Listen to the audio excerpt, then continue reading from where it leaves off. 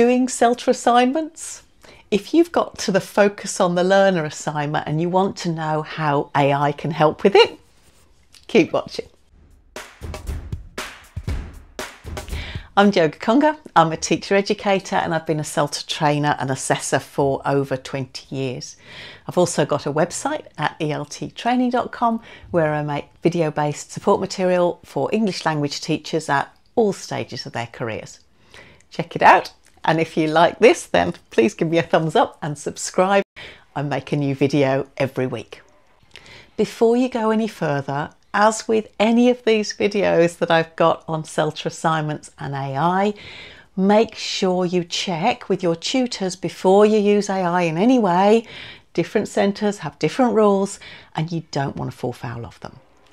As well as that, as I've said in previous videos, there are always two important things to keep in mind. Firstly, using AI is the same as any reference material. You need to be transparent about what you've used, cite it, and show how you've used it. So to do this, make sure you begin a new search and copy the share link or take screenshots showing your prompts and how you adapted the material that you got through the chat. The second thing is that, again, as with any reference material, but even more so, you need to make sure that you're engaging critically with whatever AI gives you. You can't take it all at face value because sometimes it's just wrong. So use your intuition as a fluent speaker of English and do your research in other places too. With those caveats and provisos out of the way, AI is a helpful friend and it will be in your teaching life. So it seems to me it's a good idea to learn how to take best advantage of it. Here are some ideas for how AI can help you with the focus on the learner assignment. This is the one where you do a needs analysis for a learner or a group of learners and then look at what some of their language problems are and give some ideas to help. You can see a walkthrough of this assignment here.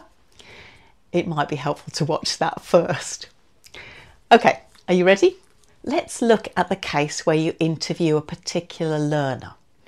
In part one, you give some informational background about the learner that's relevant to their language learning history and needs. You really need to do this on your own. I can't see how AI could help very much, in honesty.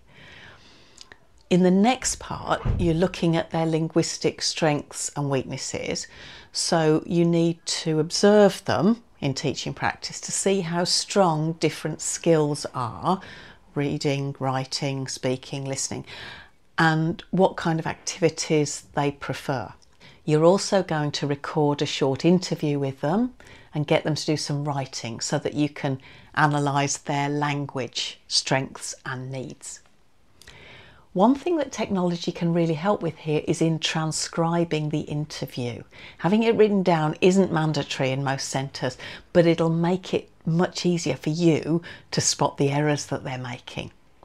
There are lots of speech-to-text apps such as Otter AI or Turbo Scribe, and they'll give you a good approximation that you can then edit.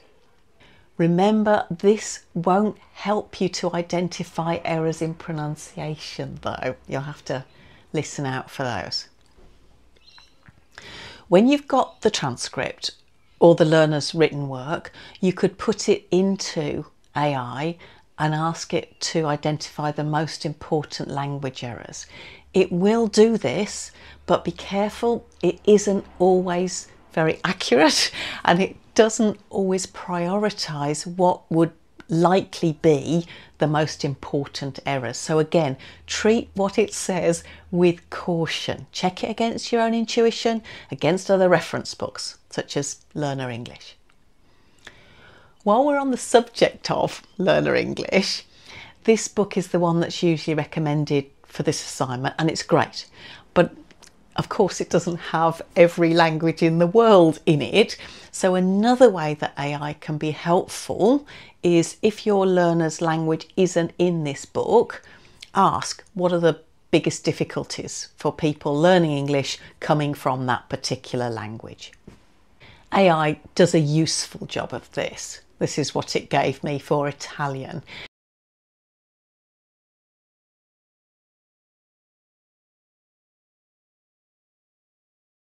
And it'll also give you ideas for how to address these.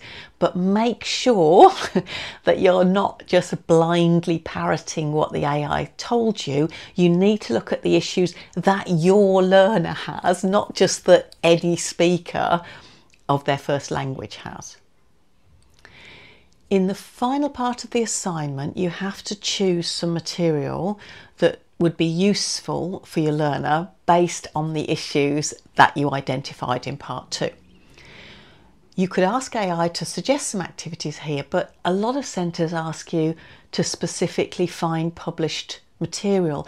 And I think actually this is more useful because it's what you have to do in the classroom, and getting more familiar with where to find things like this is super helpful. So I hope all that is useful, and look out for my other videos on the other assignments. See you there. Bye bye.